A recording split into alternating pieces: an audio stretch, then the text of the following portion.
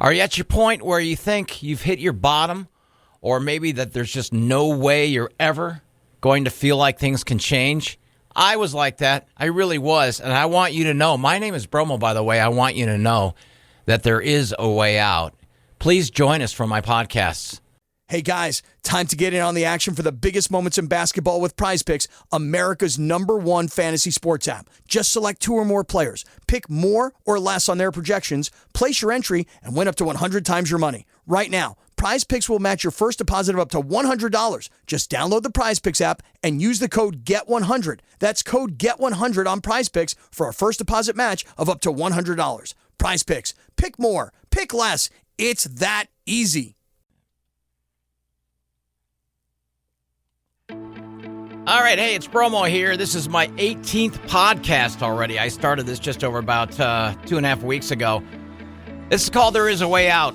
I am an alcoholic. My sobriety date is 2/17/09. I am not an expert. I don't have any licensed documents that say I am. I just have life experience.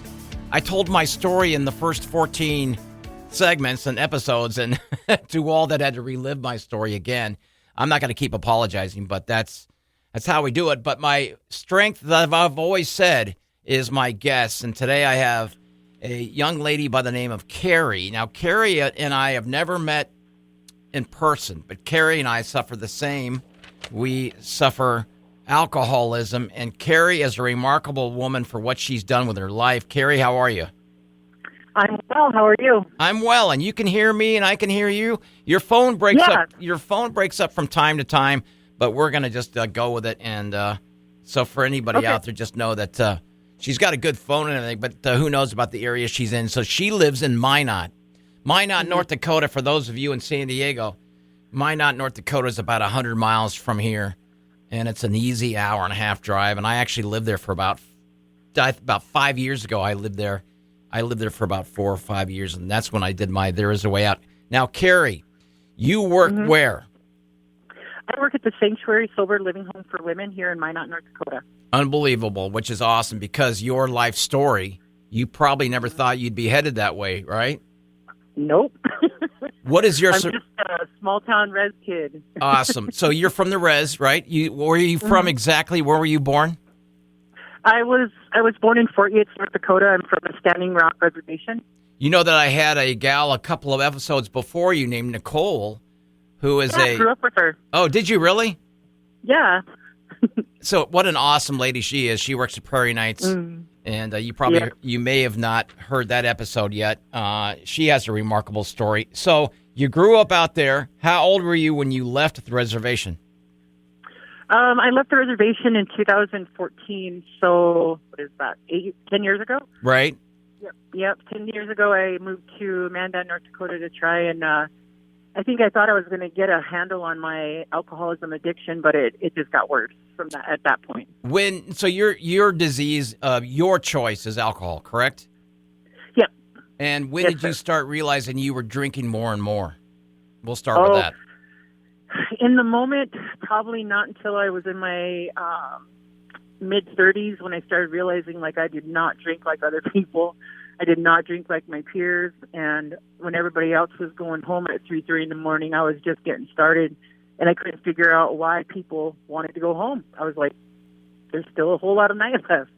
So let's underline this part. You're not a normie. And for all of you who are wondering, what is a normie? A normie, again, I think I've talked about this. See if you agree with me, Keery. A normie is somebody who can walk into their kitchen and have about 3 beers still in the refrigerator. And it's been there for about a week. Yeah, you're a normie.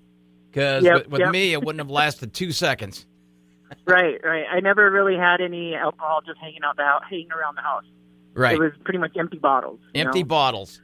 So now in the reservation, Nicole, I think Nicole had told me this a little bit. You see a little bit of alcohol a lot, right, here and there?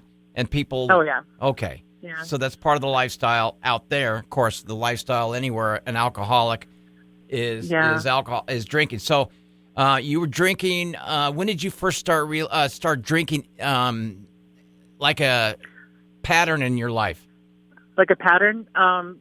Somewhere around my senior year of high school, I had been placed in foster care, and I went out to a party one night, realized I really enjoyed it, kept doing it, got kicked out of the foster home I was in, just kept going.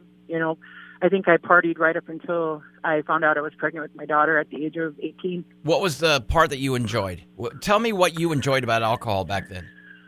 Well, I was really shy and awkward, very shy and awkward as a kid. And I was sociable, but only around people that I knew. And one thing I knew was that when I drank, it's like that self-conscious feeling went away. I felt like I could kind of take a full breath, like I am here to have a good time kind of feeling just kind of would wash over me, and that was it. And I just didn't worry about life. It's crazy because I was very young. I was 17 years old, and it was like I already had the weight of the world on my shoulders kind of feeling. Right. And when I drank, that went away. When you're that young, though, and you're, drinking every other day or every day, however your pattern of drinking was, there's no way that that's a problem back then because you're so young and you think, you know what, this is my lifestyle and I don't have a problem. I'm having a good time. Is that right? Yep. That sounds exactly like the words I used. I'm just having a good time. So your drinking progressed as you got older. Of course, when did you start thinking to yourself, well, first of all, did others notice a change in you? Did others ever come up to you and say, hey, Keery, maybe you might have a problem. You should look into that? Well, I think the first person to ever approach me about the way that I was drinking was one of my best friends in high school. And she was just concerned, She was just like, I don't like how you get when you drink so much or when you drink hard liquor. And then the other person was probably my mother because I would come home, pass out, and she would have to struggle to wake me up. And she would tell me repeatedly, you're gonna die of alcohol poisoning, you know? I remember her saying that a few times.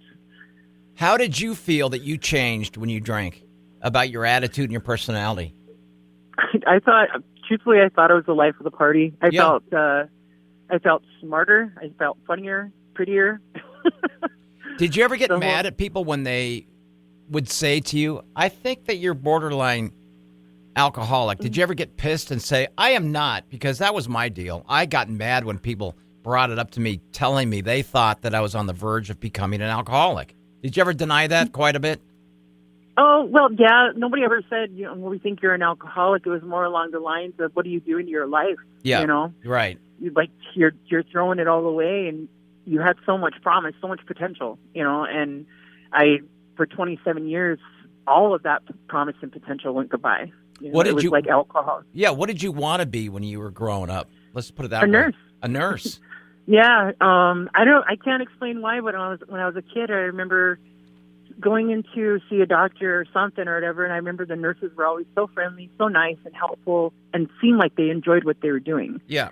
And as I got older, though, I grew up in a home. My mother was super supportive. She did her best to raise us in a good way, and our dad was I guess he was kind of like an up and comer in the world of the Bureau of Indian Affairs, and he was very very rigid and very what's the word he believed in kind of like corporal punishment kind of thing. Oh, so he was pretty rigid, right? He was pretty strict. Yes, very strict, and he didn't really encourage dreams so much. Yeah, and I just remember thinking at one point that I was never going to be smart enough to be a nurse, and it's crazy because sobriety's given me the gift of being able to go back to school, and that's what I'm pursuing today. Yeah, we're going to talk about that in a little bit. Okay, so in your heat of not really the moment, in your heat of the years or however long you drank, if you're like me, the good times kept rumbling on until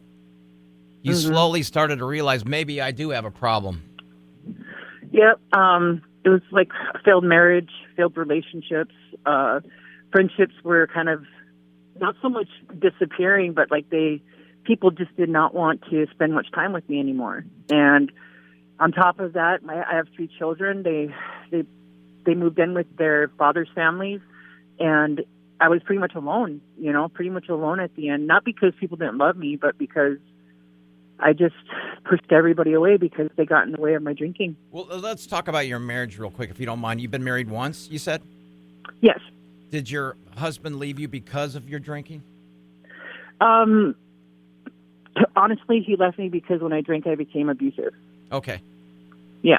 Now, listen, if there's anything I ever ask you, you simply say to me, I don't want to answer that because we're going to be very honest with each other. And here's the thing, I know that you have never met me and I've never met you. I trust that you trust my audience who's listening to this.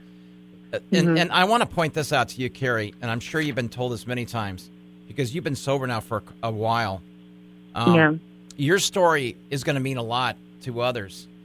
And so whatever you choose to tell me or tell anyone else, it's going to make an impact. So just to let you know that. So continue. Your husband thought that you were being abusive and just couldn't be around you anymore, huh?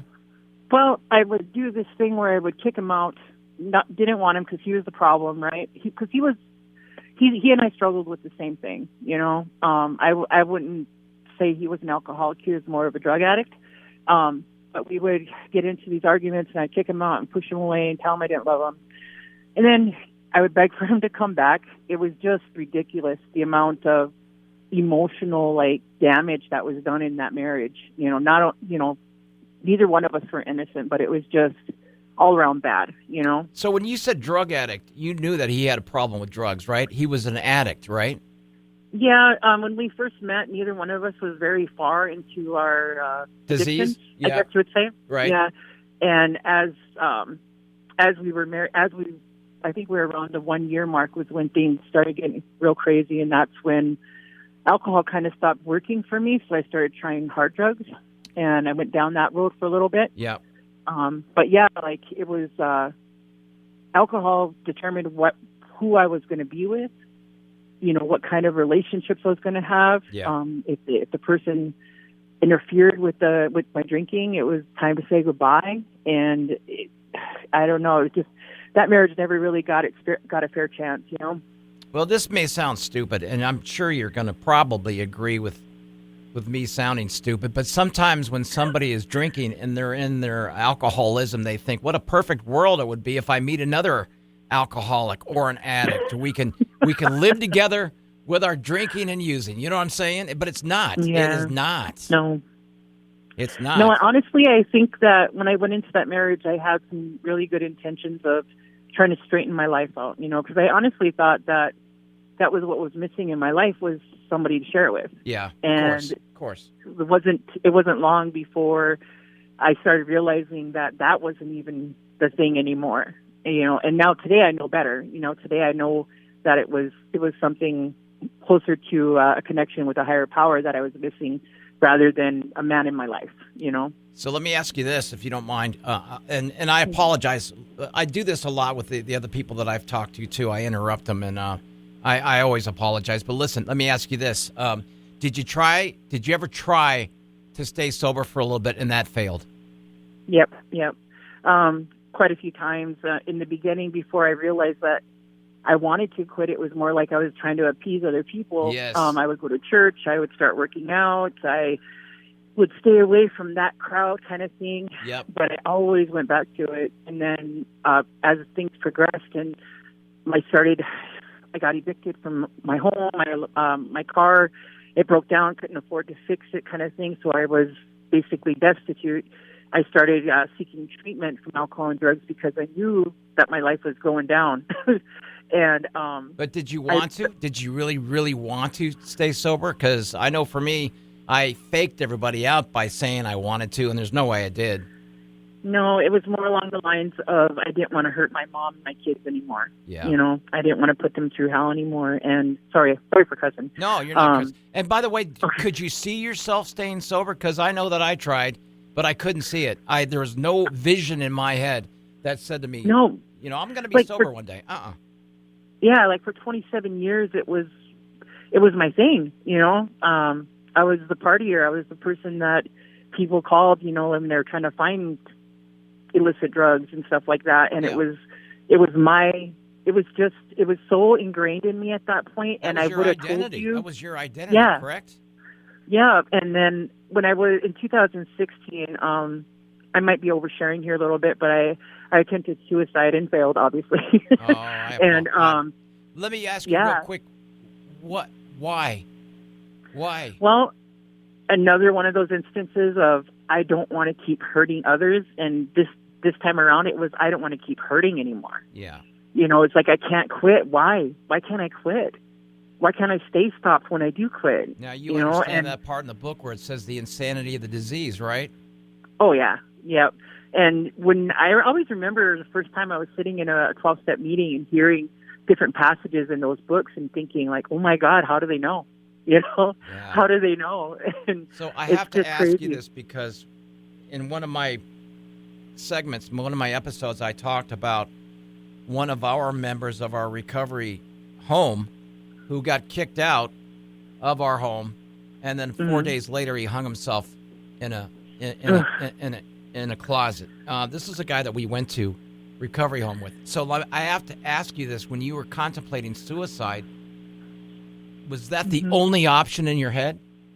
Yeah, I had never experienced the feeling of hopelessness before until that day. Yeah, and I don't remember doing it, but apparently I had emailed my mom or texted her or something saying, "Tell my kids I'm sorry." Oh wow! And she came, and her and my uncle got me in the car, and she took me to the ER, and I was kind of like in and out of consciousness. I mean, what I had done was I swallowed a bunch of pills, and everything from aspirin to narcotic pain pills, and I wanted to be done, but I'm so glad it didn't work. Do you remember kind of roughly when that was?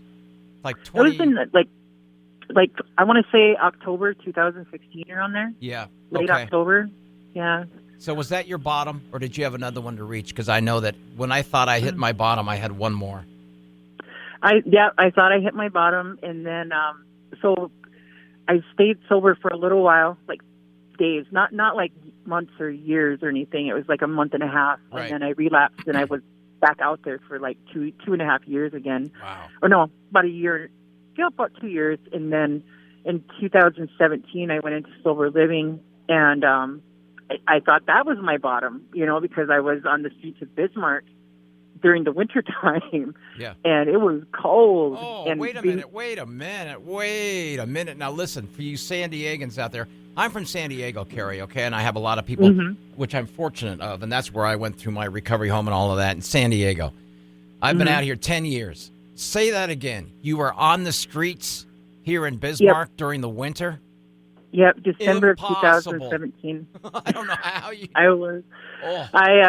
I basically depended on the kindness of others. Slept on couches. Slept in lobbyways. Went up to. There was somebody told me that if you went to the ICU at the hospital there, like before a certain time, they couldn't kick you out for the night. Yeah. So I started doing that until they told me I couldn't keep coming back there. And it was just one of these things where, at that time, even though I could see it, like, man, my life is a shambles.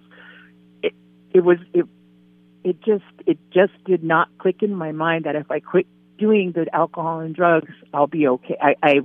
Things will get better. Well, your right? life was spiraling downhill. Yeah. You were also facing the weather of Bismarck, which is brutally cold, of North Dakota. You were homeless, and you were still trying to drink through that, right? Yeah. Oh, that's crazy. It was my answer. I think I thought that was my answer at that time, and right. then so that's how life was at the end. And then I didn't, unfortunately, I wish I could say I stayed sober after I went to sober living in 2017, but I had one last drink in me, and that happened in June of 2018. And I always remember that time because I came out of a blackout in Rapid City, South Dakota, right outside a gas station called Common Sense. Right. Oh, and I really? remember, is that right? Common sense. Right. And I remember thinking very clearly, like, I don't have any of that. And I remember I called my mom, and, she was able to, her and the guy that I had gone down there with who wasn't into drugs, he finally came back and picked me up and brought me back to North Dakota. And always remember thinking to myself, like, whatever, I'm going to do whatever they tell me to do if I can get back into sober living. Well, let me stop you right here and let me ask you a quick question because of your experience now, which we will touch on in just a few minutes. Okay, your experience now. Do you believe, Keery, in that well said phrase, relapse is part of the process? Now, here's my line of thinking. Yes, relapse is part of the process. It's also sometimes an excuse for someone to think to themselves, oh, I got another relapse in me. What do you think about that? Well, I didn't really. Well, I came up in a culture of recovery where relapse wasn't something that people were like encouraging. I guess not so much encouraging, but like it was something we didn't have to do to stay sober, right? Like because we'd hear it in the meetings and stuff from time to time, and the lady that owned the home that we lived in was very clear that as long as you do these steps, you're going to be okay. Well. Yes. I stopped doing the steps, and I stopped doing the things they taught me. Right. So it didn't take me long. I mean, it was within a week, and I was back doing the same old thing. It was worse. It was so much worse. And as you know, you probably tell your other women there, and we'll talk about that in a bit, as you tell other women, once you detach, in my opinion, once you detach yourself from AA and things like that, there's an hourglass thing that's been turned over, and your time is really seriously, your time is almost up within whenever. I mean, what's that expression? It's going to happen before you know it or not. Like you said, you're going to relapse, and it's going to be worse. It always is. Yeah, it was pretty bad, and I'm grateful I made it back to North Dakota for one, and able to return into sober living, because they could have totally denied me because I did not leave in a good way. Oh, sure. And they didn't. They gave me another chance, and that led to everything that's going on in my life today. And so that's Hope Manor, right? Hope Manor Sober Living in Bismarck. This is 2018 of June. You got in there. How long is this program there? Well, they recommend a minimum 9-month stay. Okay. And truthfully, when I first went there, I said I'll give these guys 6 months, and I ended up staying there for almost 3 years. Good for you. Were you scared when you went in? Terrified. I think I knew that this last time that, if I go back out, that's it, and I had a glimpse of what life had looked like without alcohol and drugs in that short period of time from December 2017 until the relapse. And I just remember thinking very clearly, like, if these women can do this, maybe I can too. Were you in denial at first when you went in? I mean, is it something you wanted, or was it something that everybody forced you into? What did you feel like? Nobody forced me into it. It was more along the lines of I was cold, I was exhausted. But the last time I went in, I knew I couldn't deny being an alcoholic anymore. Yeah, you know what? You know what, Keery? You had just had step one right at your face. We admitted we were powerless over alcohol, that our lives had become unmanageable, and 100%. Sounded to me like you admitted it. You were powerless, correct? Yes, sir. Yes, that's. I remember this feeling of like throwing my hands up. Like yeah. Okay, I surrender. Okay. Literally, I surrender. Yep. That's exactly the feeling. So you stayed there for 3 years. You saw a lot of things that you probably could spend hours on talking about. You saw people come in with the same bewildered, scary, panicky look on their face, like, where's my life going? You've seen successful stories of people leaving the program. You've probably seen people like alumni come and speak. Isn't that the greatest? When you remember, I remember when I was not accepting it yet, and I hated being at this place, and I remember listening to alumni come and share, and they were bragging about how I got this brand new car, and I got a job now, and I got a wife to go home to, and you guys are sitting out there. I remember used to thinking, F you, quit bragging, big deal. Why don't you get out of here? And I remember I fought the whole thing until my friend hung himself in a closet. Yeah. And I said, no more. This is real, Yep. It's, I think I was there. Shoot, I can't even think. I think it was my first time there was when they started bringing alumni back to speak to us, and the very first one was I'll never forget her. She was very very, I guess, bold in her description of how life was at Sober Living. Yeah. And I just remember her saying, like, you guys have it easy. And I was pissed because I felt like it was hard. Yeah, right. I was like, what do you mean? In my head, I'm thinking. But I guess in the beginning, when Hope Manor first started, they had, really, really strict policies or guidelines, I guess you would say. And as time went on, they learned what worked best, and I was fortunate to come in when, there was this one thing called a house mouse where if you got one of them, you had to clean the whole entire house. Well, by the time I got there, it was just the main floor. So I'm very grateful for that. Right. Now, in the house that you were at, how many other women were there? When I was there at Hope Manor, there was room for 13 residents, assistant manager, and a manager. Did they take you to meetings, or did you guys have meetings right there? No, it was our responsibility to get to and from the meetings, but the way that Sober Living works is the women that have been in the house longer typically have vehicles or are able to walk with people to and from meetings. So, and I got to have that experience too as a resident when I finally got my license back, and I was able to get a car to get me to meetings and such. I was able to give the new gals rides. So there's always somebody going to meeting at Sober Living, and Bismarck has such a thriving recovery community. Yeah. There's so many meetings there. So. Well, this is my favorite question I'm going to ask you, Keery, and I've asked everybody else, and I remember exactly. I wish I could remember the exact date, but I can remember the time, the day. It was a Saturday. I remember when I was told, it appears to me the obsession has been lifted on you. And I thought about that the second he said that to me. And I go, what do you mean by that? He goes, well, in the half hour you've been talking about other things, you haven't mentioned wanting to drink or you haven't mentioned alcohol at all. And it appears to me that the obsession has been lifted on you. And I'm telling you how crystal clear that was. Yep. I think it was my second time, the last time in the house. And the manager, her name was Ryan. She's one of those women that just kind of set the tone for the home. You know what I mean? She's got goals and such, and she kind of gives other people the inspiration to want to try and get out of their comfort zone, kind of thing. Right. And I just remember one day she sat down with me, and I could look up, and she was looking at me, and she's like, "It's like a complete 180, Keery." And I was like, "What?" And she goes, "It's just compared to last time and this time, it's like you're fully here and you're fully participating." And that's when it kind of clicked in my mind that things were changing, Well, I was going to say, you probably slowly started to see the looks on loved ones as they gained back their trust in you, right?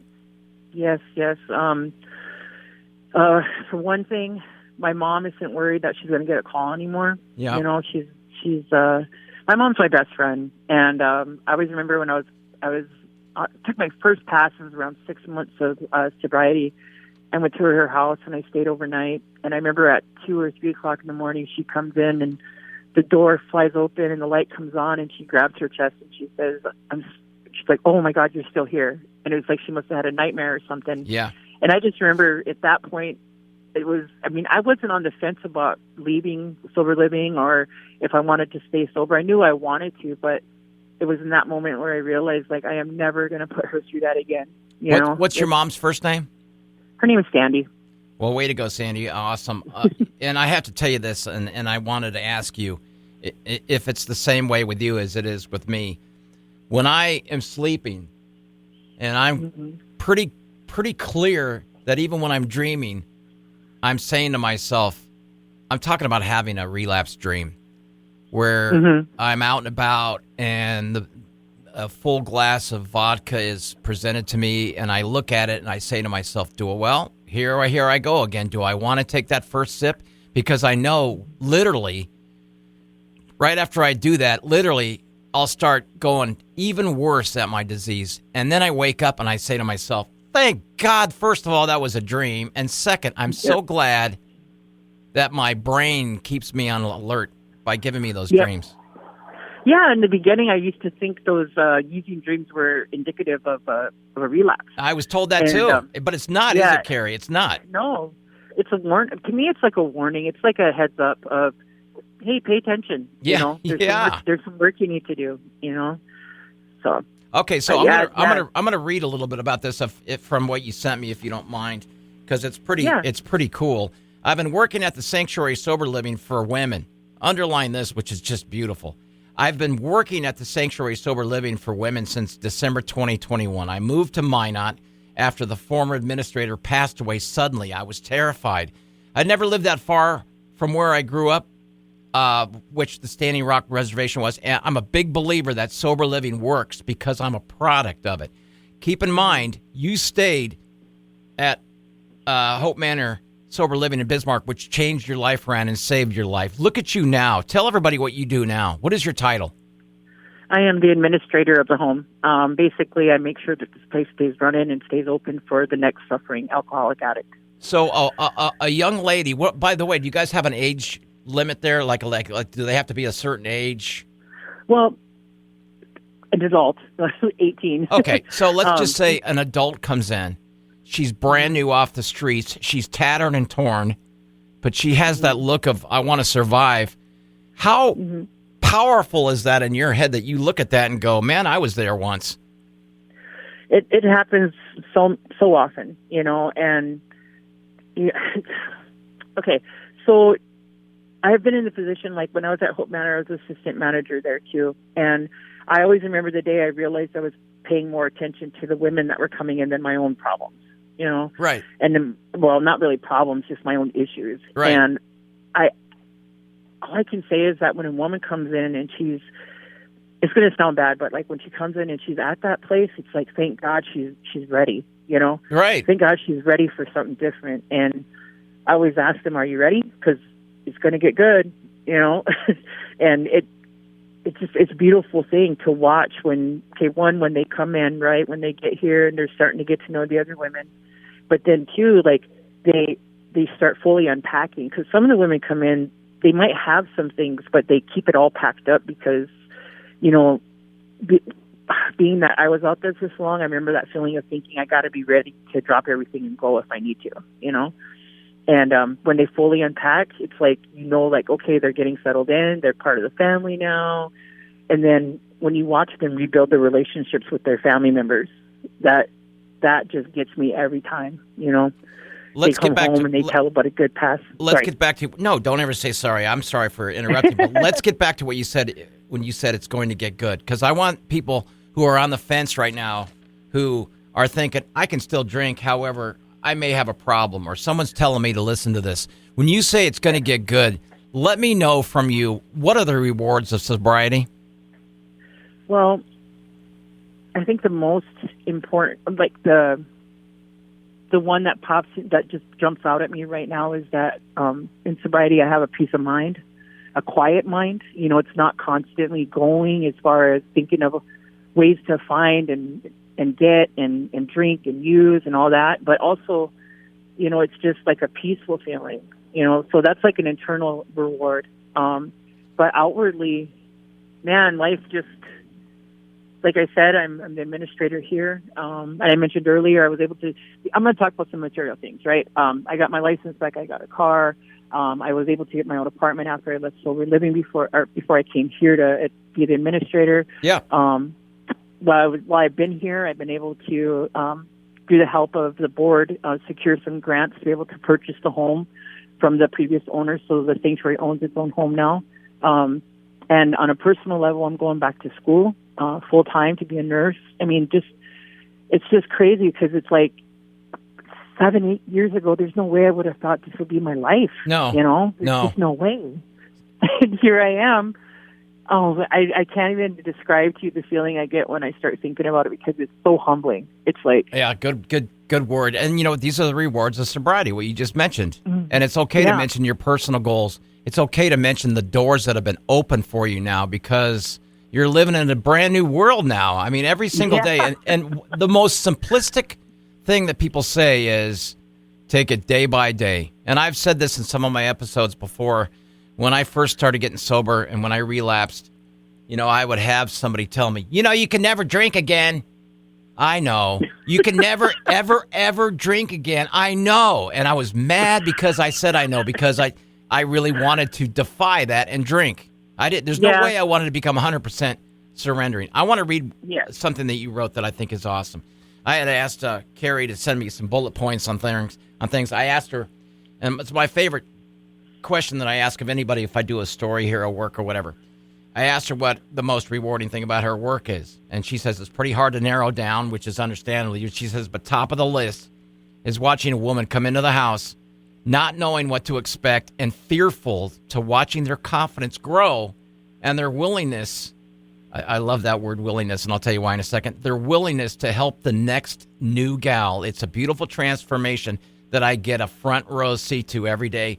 Willingness is one of the words we used at the first recovery home that I went to way out in the sticks in San Diego. You had to be willing. The willingness to help out, to do this, to do that. It was a beautiful thing you said, Keery. I think what you do for a living right now, if you think about what you had just said, the cycle you've gone through, you're helping people change their lives. You're saving their lives. Do you understand how powerful that is? I'm doing what I've been called to do, Yeah. I feel in my heart like this is what I'm supposed to, like the things that lined up in my life to put me here, I couldn't deny the fact that there was something greater working in my life, and that's why I'm here, and I'm just grateful that I can see it that way. There's times in my life where I had beautiful opportunities before things got bad, and I saw them as burdens rather than gifts, and today I see every day as a gift. And well, you are a gift. You're a gift to the people. You laugh at it, but I think you're being shy and humble. I get nervous when I get compliments. I don't know why. I'm the same way, and I get so few. I get so few, especially if they look at me without wearing a hat and my goofy hair and my goofy radio disc jockey look. But listen, make sure you take these compliments because you deserve them. For what you do for a living, I admire fully. I've got a friend that retired from this that I had on one of my last couple episodes, and I praised him so much because I admire anybody who can be a part of someone else's life and go into it. And that's what you do for a living. You know what I'm saying? Yeah. Thank you. Thank you very much. Of course. I appreciate you being on my podcast. I wanted to ask you a couple more things real quick. If somebody is out there and they've been told, hey, you should listen to this podcast. Why? Because this goofy guy named Bromo has a little bit of experience and he has some great guests on. Because maybe I think you might have a problem. I don't have a problem. Even if you don't have a problem, will you give a couple of these episodes a listen, and will you see if you can relate to what they have to say? Keery, what do you have to say to somebody who might be on the fence, who drinks too much or who's an addict, who thinks, I don't want to change my lifestyle, but if I do, and maybe I do, what do I do? Well, don't be afraid to ask for help, for one. I had a huge ego, well, still do, but I have this urge to do things my way, right? I'm going to get better on my own. And it wasn't until I started reaching out for help that things really started changing. Yeah. And in the beginning, nobody told me, hey, you're an alcoholic, you need to do this. It was, if you want a way out, this is what we did. And I honestly feel as though if it had been approached in any other way where somebody was telling me what was wrong with me rather than telling me how they got out from under, I never would have stayed, So definitely don't be afraid to ask for help, and don't be afraid to admit when you're wrong, Yeah. I had a hard time admitting when I was wrong. I wouldn't let other people be right, but I wasn't going to be wrong either, Well, you agree. You agree, don't you? There is a way out, don't you? Absolutely. Yes, there is. And I think, if I'm not mistaken, like in the beginning, I had heard somebody say that if you're iffy about recovery, just stick around one more day. Yeah. And then that, to me, that's that whole one day at a time thing. And sticking it out one more day has never steered me wrong. Yeah, and listen, we had a guy that used to tell us at the house, listen, don't beat yourself up anymore. You've done that for the longest time. Don't beat yourself up. Yeah. I got one more thing. Go ahead. Because a lot of times you see addicts, alcoholics, they come in, and a lot of them, unfortunately, have endured some trauma, right? And a lot of them don't want to deal with it. But I always remember somebody saying to me, all those things that you went through, you survived. You never have to go through them again. And that was something that always just, it just rang true to me because I knew in my heart that if I did what I was being taught, that I'd never have to go through those things again. Yeah. You know? Yep. Yeah. Hey, will you do me a favor now? Mm-hmm. Well, when this podcast is done and I send it to you and it's all wrapped up, will you play it for your women in your program? Yes, I will. Will you play it for your boss and let them hear how wonderful you are? I will. There you go, laughing at it again because she's shy, but you are an awesome person, Keery. Oh, thank you so much. Thank you very much. I'm honored that you came on my podcast. I just reached out to her last night to ask if she would be on. Once again, we've never met, but we are brothers and sisters in this fight. Hang on, Keery, real quick, okay? That's another story. That's another survival story right there. It's just wonderful what people can do. Again, my name is Bromo. If there's any way maybe you think you're heading down that path or you have a friend or a family member, I'm telling you, I'd be honored if you listen to our podcasts. Again, thanks to Keery. And again, my name is Bromo. There is a way out. Hey guys, time to get in on the action for the biggest moments in basketball with Prize Picks, America's #1 fantasy sports app. Just select 2 or more players, pick more or less on their projections, place your entry, and win up to 100 times your money. Right now, Prize Picks will match your first deposit of up to $100. Just download the Prize Picks app and use the code GET100. That's code GET100 on Prize Picks for a first deposit match of up to $100. Prize Picks. Pick more. Pick less. It's that easy.